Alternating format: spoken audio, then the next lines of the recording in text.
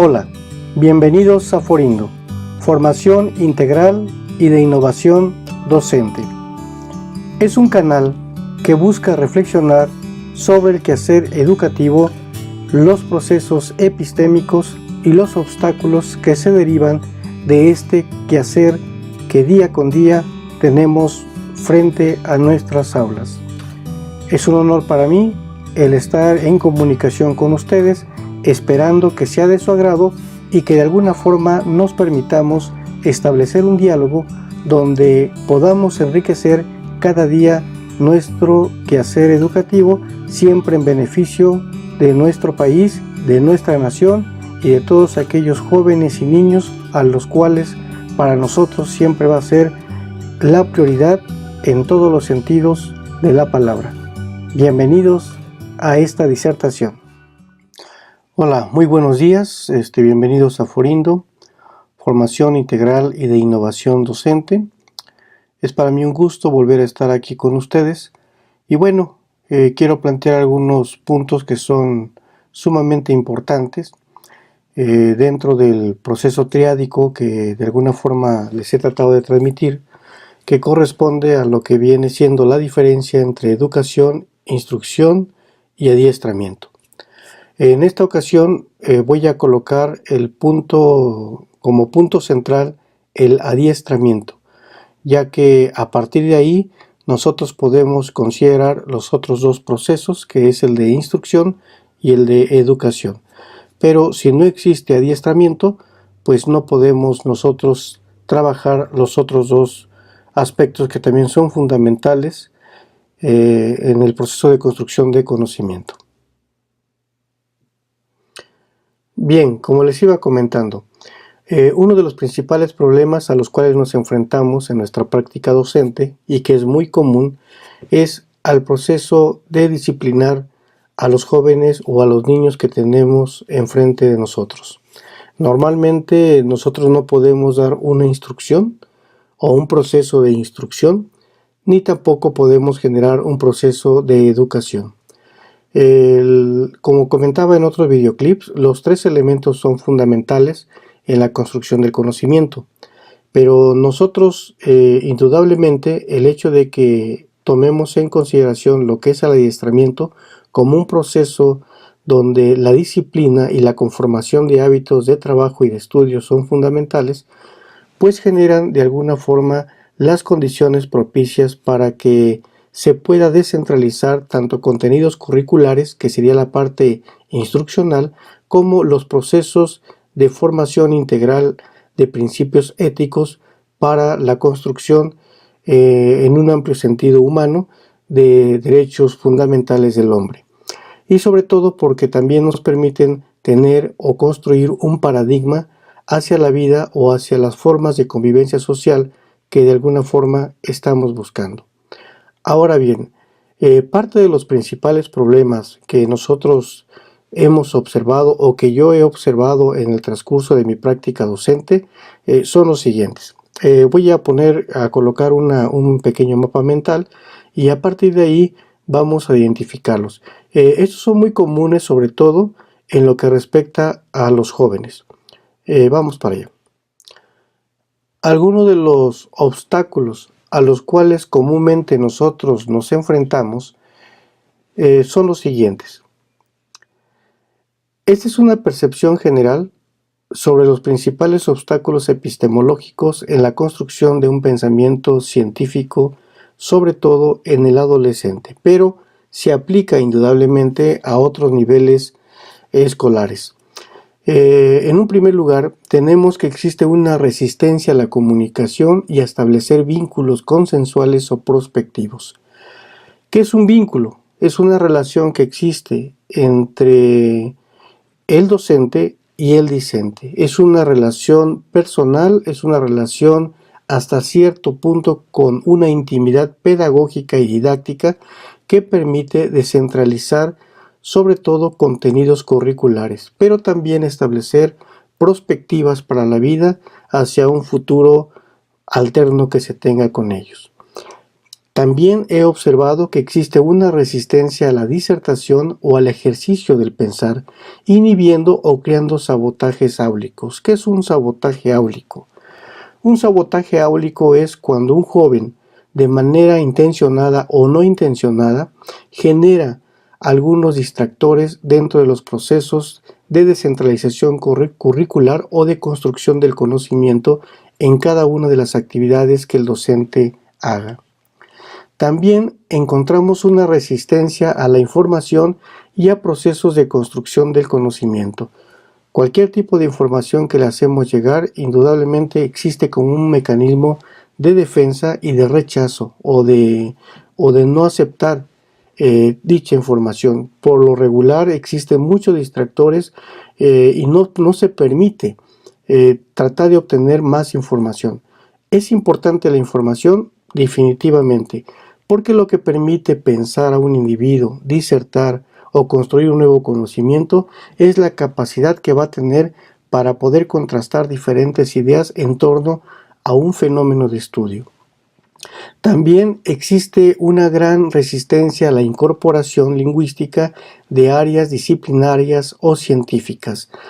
Hemos sabido que también la construcción de un léxico que le permita de alguna forma retroalimentar sus procesos de construcción de conocimiento es fundamental.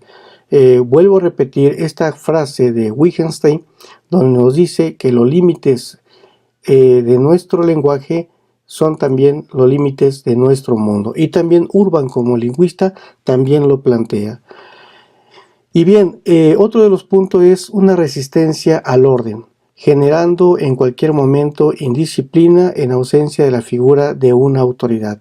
Es decir, el sujeto social no tiene autogestión, no tiene capacidad para autocontrolarse y para poder autodeterminarse y ser una persona autónoma en todos los sentidos de la palabra y que de alguna forma sea autodidacta, que sepa que la construcción del conocimiento es para él como sujeto social.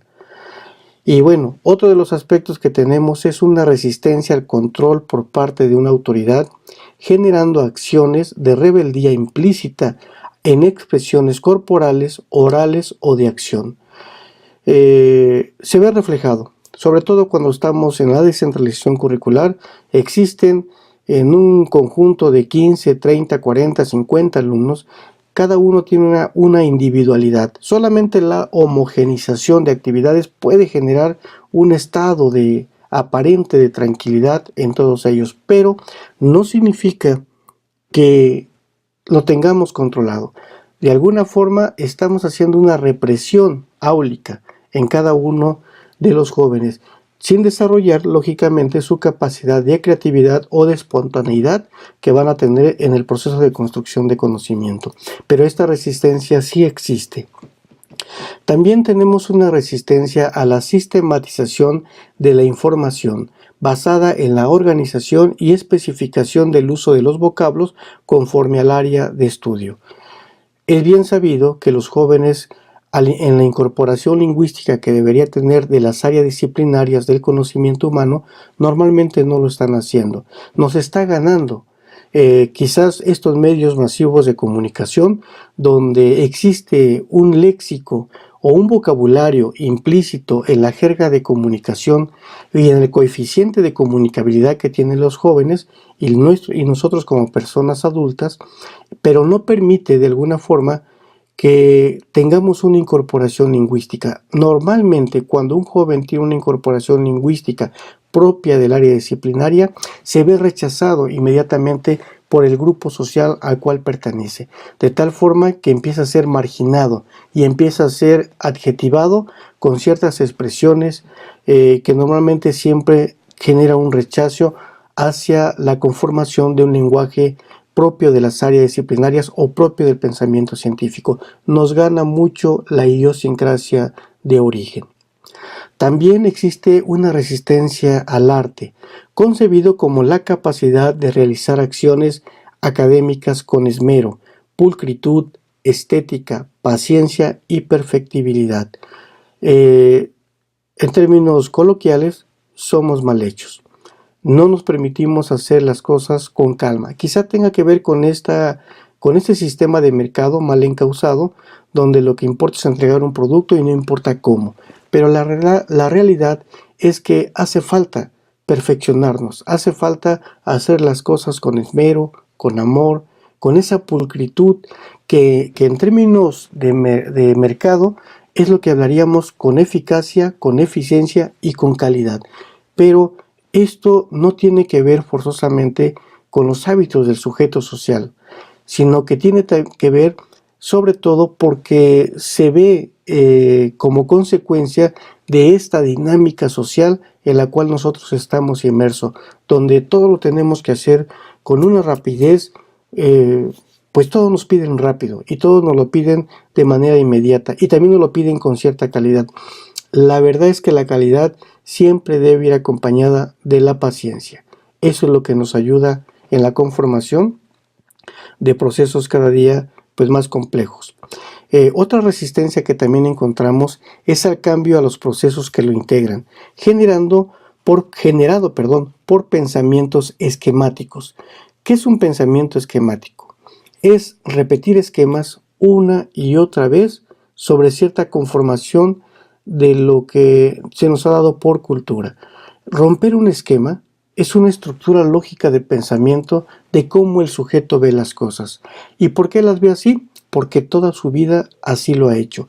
Buscar un cambio social, eso le cuesta mucho trabajo.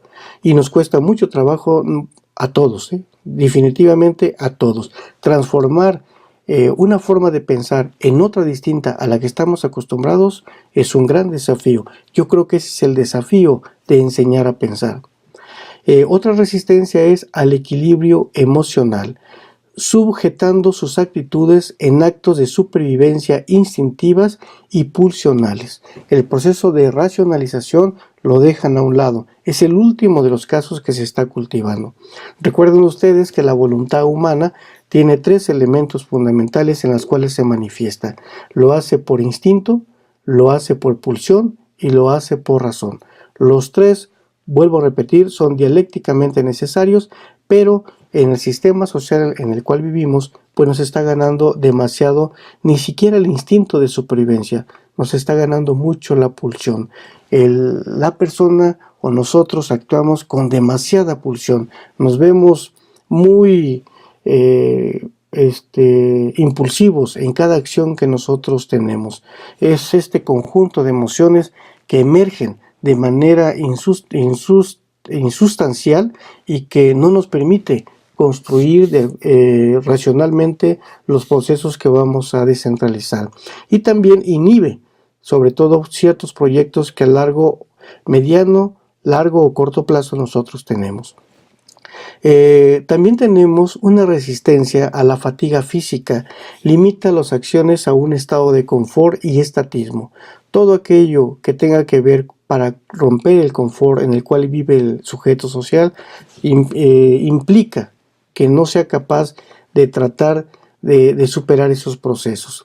Normalmente nosotros lo observamos cuando tenemos que hacer alguna actividad de carácter instruccional, como perfeccionar la letra, perfeccionar la lectura, perfeccionar nuestros hábitos de construcción de conocimiento, al realizar ciertos procesos como un mapa mental, un cuadro sinóptico, hacer ciertos resúmenes aunado a cierto proceso de escritura, todo lo que signifique una necesidad de forzarse a hacer algo, ya sea a través con una destreza física o una habilidad intelectual, tenemos mucha resistencia, nos resistimos a esos procesos integrales. También otra de las resistencias que tenemos es al desarrollo de las capacidades individuales, inhibiendo habilidades cognitivas y destrezas psicomotrices. Recuerden ustedes que la capacidad de un sujeto social o de una persona tiene 2 elementos fundamentales que se desarrollan. Por un lado tenemos la habilidad cognitiva y por otro lado tenemos la destreza psicomotriz. Se lo voy a poner en un ejemplo básico. Cuando alguien aprende a ser capturista de datos, tiene que desarrollar 2 elementos. 1, Habilidades cognitivas. Conocer el programa o el conjunto de programas con el cual va a trabajar en una computadora. 2. Destrezas psicomotrices. Tiene que desarrollar cierta destreza o motricidad fina o gruesa para poder habilitar el hardware que tiene enfrente. Desde mover un ratón, teclear un conjunto de teclas en mecanografía para que permita ser eficaz y eficiente, así como saber controlar una impresora o cualquier dispositivo que tenga o periférico que tenga a su lado.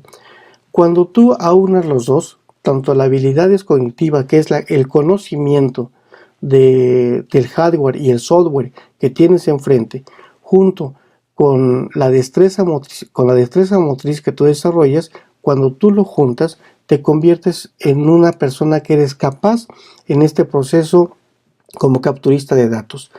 Esto es importante porque cuando nosotros no desarrollamos esta habilidad cognitiva y esta destreza psicomotriz, entonces nos volvemos incapaces. Pero si los aunamos, seremos unas personas capaces en nuestro ámbito de estudio o de trabajo. ¿Hasta cuándo nos volvemos competitivos? Pues hasta que vamos a un libre mercado y entonces ya no somos capaces dentro de nuestro medio, sino también que somos capaces en otros medios, y a partir de ahí nos volvemos personas eminentemente competitivas. Bueno, esta es una inhibición que normalmente siempre estamos rechazando. También otra de las resistencias es a una cultura basada en las bellas artes. Somos muy inmediatos en la construcción y en la conformación de una cultura. Siempre nos dejamos avasallar por la cultura de origen. ¿Y cuál es la cultura de origen? Pues la que vivimos día con día, como nos decía Aníbal Ponce, es la que mamas día con día. Y bueno, otra de las resistencias es al orden y a la limpieza en su hábitat.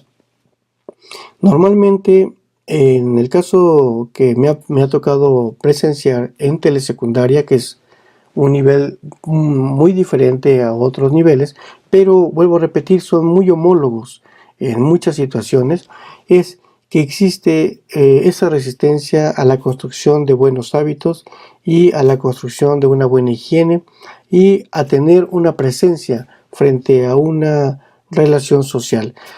¿Por qué creen o por qué suponen ustedes que eso es importante?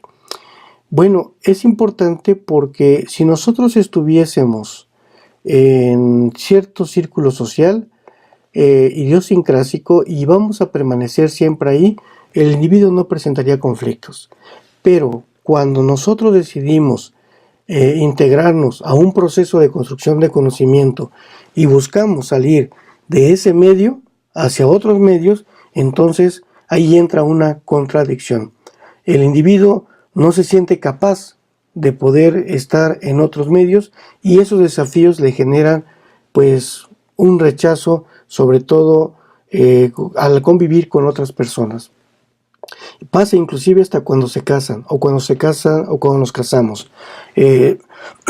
Llevar dos culturas distintas genera graves problemas porque son dos lógicas de pensamiento, dos idiosincrasias con sus usos, costumbres y tradiciones, y donde el individuo cambia radicalmente sus procesos. También tenemos una resistencia a la pulcritud personal, que va aunado a la que habíamos comentado con respecto al orden de limpieza y su hábitat. Otra de las resistencias que tenemos indudablemente es al orden y a la limpieza en su hábitat. Normalmente el individuo, cada que tiene la posibilidad de convivir con otras personas, no respeta las formas de convivencia social. Somos personas que tiramos basura en la calle, somos personas que no sabemos respetar el orden social, somos personas que no sabemos integrarnos al orden social. El hecho de vivir en sociedad es fundamental porque entre más seamos, más normas de convivencia social necesitamos. Si bien es cierto que pueden ser normas no escritas, sí son normas implícitas que tenemos nosotros a través de nuestros principios éticos que vamos cultivando. Es importante considerarlo porque muchos de los males sociales que existen es porque nosotros como sujetos sociales lo hemos construido, lo hemos descentralizado. Y bueno, otra de las resistencias que tenemos es a la pulcritud personal. Es importante tener una presencia social, indudablemente, sobre todo cuando nosotros decidimos estar, o mejor dicho, cuando decidimos buscar un trabajo diferente al lugar de origen, cuando decidimos vivir diferente de cómo vivimos, cuando decidimos enfrentarnos a otras esferas de la vida social. Allí es cuando entra la contradicción, porque si el sujeto social decide vivir en su propio hábitat, no va a tener problema en la construcción de su propia cultura. Pero cuando decide emigrar de ese círculo, entonces es cuando entra en un conflicto y tiene que haber un proceso de readaptación. Estos son parte de los principales obstáculos que normalmente nosotros nos enfrentamos en la construcción de un pensamiento científico. Me dirán ustedes que no son todos, indudablemente. Hay otros tantos que no hemos podido categorizar, pero que existen y que ahí están y que inhiben la construcción del conocimiento. ¿Cómo le vamos a hacer para poder contrarrestar estos efectos? Bien, frente a estos obstáculos en la construcción del conocimiento que nos enfrentamos como docentes en diferentes esferas, tanto de la vida social como de los espacios áulicos, existen varios elementos para poder contrarrestarlos. Normalmente tienen que ver con el conocimiento, les repito a ustedes, de estos 5 perfiles del docente que nos ayudan a encauzar nuestro quehacer educativo. Pero bueno, uno de los procesos parte de los procesos para la integración epistémica que yo les podría compartir son los siguientes. 1. Tratar de analizar y definir lo que se entiende como estructura lógica de pensamiento y considerar las luchas generacionales como procesos antisociales en la incomprensión de las formas específicas de cada forma de pensar y su impacto en la comunicación social. Todos pensamos diferentes y todos somos diferentes. Lo interesante en el proceso de comunicación es que entre el emisor y el receptor siempre va a existir un código lingüístico, pero aunado al código lingüístico existe todo un contexto sociocultural donde nosotros no somos capaces de entenderlo ni de comprenderlo. El desafío de un coeficiente de comunicabilidad estriba precisamente en la capacidad para entender verdaderamente a la otra persona. No oír tan solo lo que nos expresa, sino tratar de escuchar y entender sus propios argumentos. Eso es muy, muy importante. Diferenciar e integrar procesos epistémicos para la comprensión conductual mediante análisis de indicadores sociológicos y consolidar un pensamiento psicoanalítico para la integración e interpretación de paradigmas o patologías en el aprendizaje que inhiben en los procesos de integración cognitiva. Otro de los elementos es insertar en el pensamiento del adolescente el concepto de conflicto como un proceso natural de adaptación o negación social, identificando las personalidades morales superiores y las inferiores en su escala de valores. Esto también es muy importante. La incomprensión que existe o la falta de entendimiento que existe entre un docente y sus alumnos es muy importante. Normalmente se genera un obstáculo en el coeficiente de comunicabilidad porque somos generaciones distintas. La lucha intrageneracional es fundamental, es una lucha, como bien nos planteaba este filósofo Hegel, es una lucha de autoconciencias. Recuerden ustedes que en las relaciones de poder siempre va a existir esa lucha. En cualquier relación humana siempre va a existir el ejercicio del poder. Normalmente siempre al tratar de luchar unos con otros, o mejor dicho, al tratar de buscar ciertos procesos o ciertos objetivos o ciertos proyectos que tenemos como personas, siempre tendemos a discutir, sobre todo cuando vivimos con alguien o cuando convivimos con alguien. Esta discusión es sana. Tenemos que insertar o hacer notar tanto nuestros alumnos como aquellas personas que nos rodean que el conflicto en el ser humano es muy natural. La clasificación que nos hace Freud en torno al aparato psicoanalítico, entre lo que es el superyo, el yo y el ello, es fundamental porque determina el conflicto a través de una neurosis. Y la neurosis es natural porque es una lucha entre el deber ser y el no ser, para que el yo determine el llegar a ser. Y ese es precisamente el albedrío, la capacidad que tiene la persona para poder pensar y discernir entre qué poder hacer. Pero eso es algo intrínseco en el sujeto social.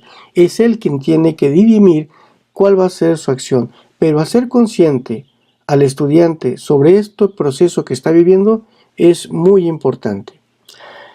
Conceptualizar la ética también dentro de un derecho naturalista y reconsiderarlo como un proceso necesario y fundamental en los derechos del hombre y del joven adolescente, para consolidar nuevos paradigmas de pensamiento filosófico y social. Necesario. Los derechos del hombre están sustentados en derechos naturales. El hombre tiene ciertas formas de ser que se ven inhibidas por las reglas sociales, por la estructura del deber ser. La lucha entre el deber ser, que tiene 4 entidades fundamentales, existen otras, pero hay 4 fundamentales que nos van construyendo este deber ser: la religión, el Estado, la familia y la escuela. Y los 4 tienen premios y castigos. Este precondicionamiento hacia el sujeto social determina en mucho su capacidad de albedrío. Dirimir entre el deber ser y el placer o la actitud hedonista que tenemos frente a lo que estamos viviendo, esa es precisamente la neurosis, muy natural en cualquier sujeto social. Pero el hecho de tomar en consideración y reconocer qué es lo que nos está haciendo daño es fundamental, porque nos permite de alguna forma entender por qué estamos siendo pulsivos en ciertos momentos, instintivos en otros, irracionales en otros. Otro de los puntos es consolidar y revalorar la identidad individual, social y cultural en la idiosincrasia del pensamiento social de la comunidad, así como fortalecer la conciencia de sí mismo y su papel histórico-social a efecto de fortalecer el concepto de autogestión. El sujeto social vive procesos de cambio y de adaptación. Es necesario que tenga esa neurosis, esa lucha entre el ser y el no ser, para que llegue a ser. Es necesario que en ese proceso tenga la capacidad de autogestión, que no haga las cosas, porque lo va a castigar cualquiera de las normas que existen, sean normas religiosas o normas legales, socialmente elaboradas. Tiene esas 4 entidades que se manifiestan ante él, no lo tiene que ver como un castigo, ni tiene que actuar en función de ellos, sino que tiene que actuar en función de sí mismo, de su propia búsqueda, de sus propias necesidades intelectuales, emocionales, psicológicas, físicas. El hacerlo consciente también de este punto es algo que se me hace muy necesario. También debemos de fomentar en él el redimensionamiento moral, como proceso de integración sociocultural, crítica y reflexiva, así como la conformación de una ética y un estilo de vida. Sabemos de antemano que muchas de las crisis que nosotros tenemos es porque no se nos respeta la forma de ser. Todo está condicionado, todo está normatizado y la espontaneidad se ha perdido. El sujeto social tiene que tener un pensamiento dialéctico, tiene que aprenderse a mover en cada uno de estos elementos. Tanto es necesario establecer e incorporar normas para la convivencia social, como también es necesario tener la capacidad de innovar, tener la capacidad de soñar, tener la capacidad de romper esos esquemas, esas normas, para la construcción de algo superior. No podemos decirle a un joven que está incorrecto en lo que está haciendo, porque decir que esto es bueno o esto es malo es una actitud maniqueísta, es determinar que alguien es superior a esa persona, y realmente no estamos siendo superiores ninguno del otro. Lo que sí es importante determinar es que la incorporación de principios éticos pues están por encima de un valor moral que es de grupo social. Lo que nos permite llegar a un acuerdo en ciertos proyectos es precisamente estos elementos. Entonces, el hecho de que aprenda a redimensionar su actitud es un proceso muy importante. Es decir, redimensionar. Hay un lugar para poder convivir, hay un lugar para estudiar, o hay un espacio para trabajar, hay un espacio para divertirse, y vamos, hay un espacio para cada acción del sujeto social. No es que algo esté malo, sino que no sabemos redimensionar lo que estamos haciendo justo en el momento y conforme a las condiciones en las que nos estamos desenvolviendo. Otro aspecto es, tratemos de insertar un pensamiento disertivo en torno a la genealogía tanto de la moral como de la ética y construir una disertación de teorías axiológicas. Vuelvo a repetir, se nos ha impuesto el deber ser. El imponerse o el imponer el deber ser genera crisis en cualquier sujeto social, porque se convierten en esquemas. Y estos esquemas son los que normalmente impiden el desenvolvimiento humano y el desarrollo social. Es como una norma jurídica. Una norma jurídica tiene cierto efecto temporoespacial, pero llega un momento en que esta norma jurídica ya no es acorde a las necesidades del sujeto, y entonces se tiene que revolucionar. ¿Quién lo revoluciona? Pues el mismo sujeto social, tomando conciencia de lo que está viviendo y revolucionando esa forma de pensar. Esto es romper esquemas, es romper paradigmas y seguir siempre hacia el frente.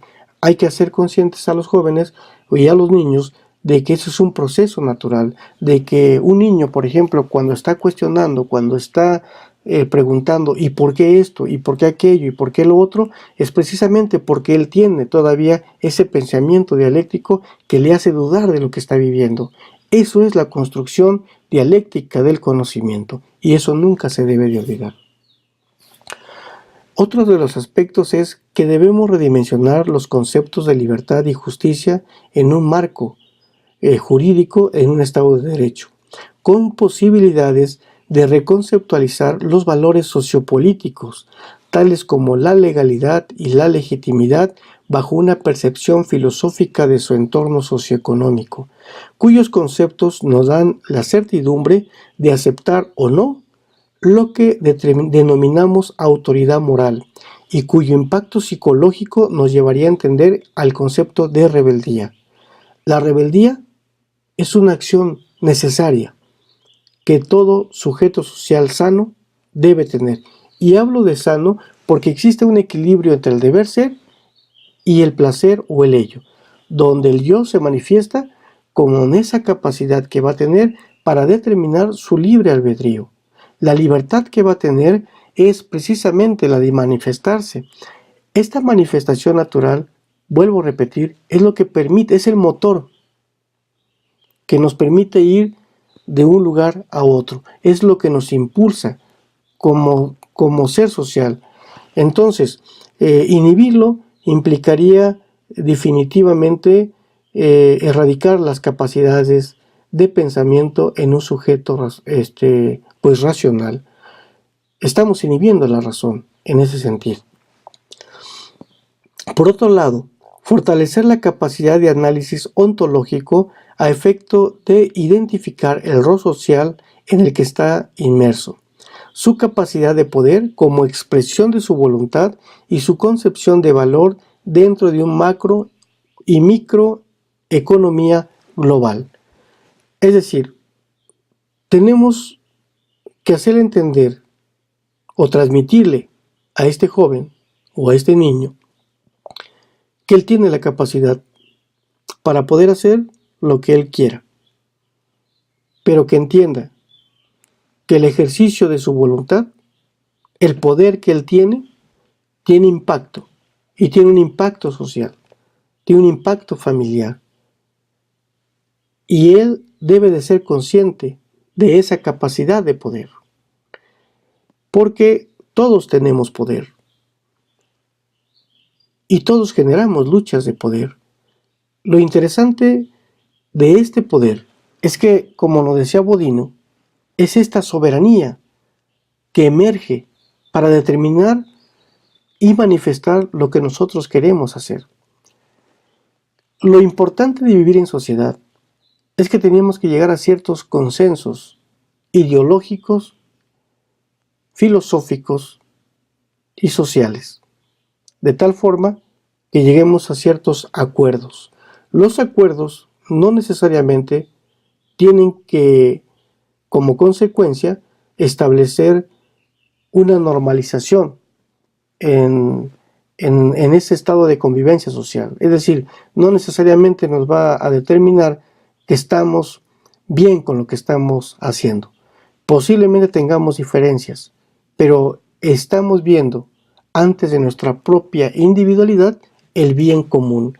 Y cuando nosotros somos capaces de ver el bien común, entonces podemos fijar otro tipo de proyectos e incluso un proyecto que tenga que ver con ese grupo social o con ese conjunto de individuos que están pues listos para poder enfrentarse a nuevos desafíos de la vida social.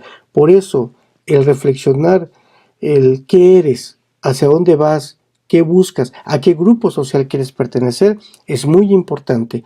Esto es algo de lo que él siempre debe estar consciente. Construir procesos de integración conceptual e incorporar la teoría del equilibrio como fundamento ontológico que oriente su propio devenir como sujeto social es fundamental. La teoría del equilibrio, desde Aristóteles hasta otros grandes filósofos, lo han visto como parte de lo que debemos de tener.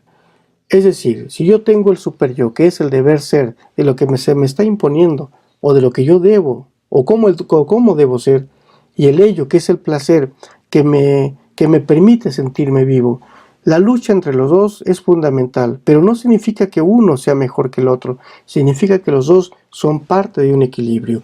Tanto lo blanco como lo negro son lo opuesto, pero la lucha de contrarios hace que nosotros busquemos ese equilibrio. Ese equilibrio es una lucha constante y permanente entre el ser y el no ser, para que nosotros lleguemos a ser. Y ese ser que en cierto momento se construye, después se convierte en un no ser. Es decir, es una superación personal dialéctica que hace que nosotros vayamos cada día superándonos a nosotros mismos. Es fundamental que lo tengamos consciente y hacer consciente al joven de este proceso. Otro de los elementos es contextualizar al adolescente como un sujeto social que se encuentra inmerso dentro de la cultura y globalización económica en una filosofía del porvenir. Los valores intrínsecos que los sujetos sociales tenemos son los que estamos viviendo, porque la educación, como nos decía Aníbal Ponce, se mama. La cultura, como nos decía Hegel, es este espíritu que nosotros respiramos. Todo lo que nosotros hacemos está determinado por estos cánones sociales, está determinado por estos convencionalismos sociales, está determinado por esos usos, costumbres y tradiciones. Somos híbridos culturales, somos un todo a su vez.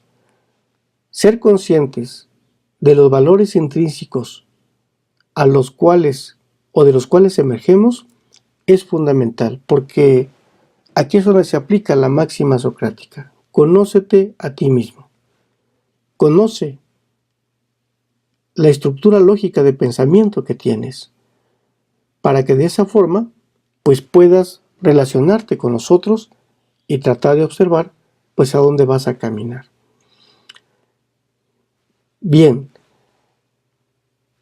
es fundamental que nosotros como sujetos sociales busquemos la conciencia como la capacidad de autoconocimiento, para que juntos, o mejor dicho, para que el mismo sujeto sea capaz de perfilar y proyectar su vida de una manera lo más racional posible. Recuerden ustedes, se actúa por instinto, se actúa por pulsión y se actúa por razón. Los tres son necesarios en la vida. Uno nos permite sobrevivir, el otro nos permite sentir y el otro nos permite actuar con cierta lógica. Los tres tenemos que aprender a equilibrarlos.